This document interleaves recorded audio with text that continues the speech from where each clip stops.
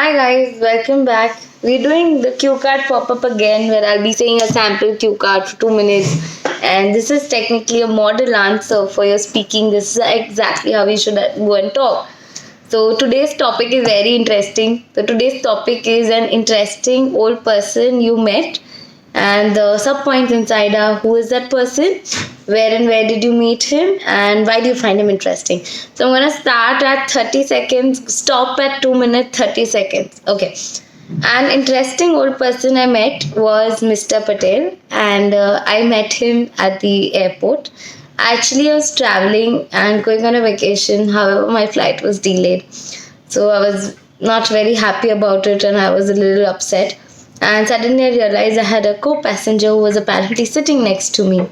And on talking to him, I figured out that he was a very eminent lawyer of my city. Like, I'd heard a lot about him, but obviously I never met him before, so I couldn't recognize him. The moment he said who he was, I was really intrigued, and then I was on second thoughts whether to talk to him and to continue the conversation further or not.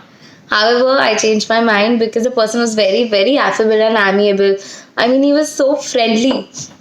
The reason I find this person interesting is that he was very witty and sarcastic for his age. Like when I met him, he was watching this series called Breaking Bad, which eventually even I did. So we had a common conversation topic, and the viewpoints he had were so amazing. I mean, talking to him, I literally felt there was no generation gap, and he had an amazing, dashing personality. He looked so handsome. He was prim and proper. I mean, he was so prim and proper that even his sleeves were folded to equal length. That is something really interesting about him. He was wearing an amazing watch, and that actually caught my eye, and that showed how classy he was.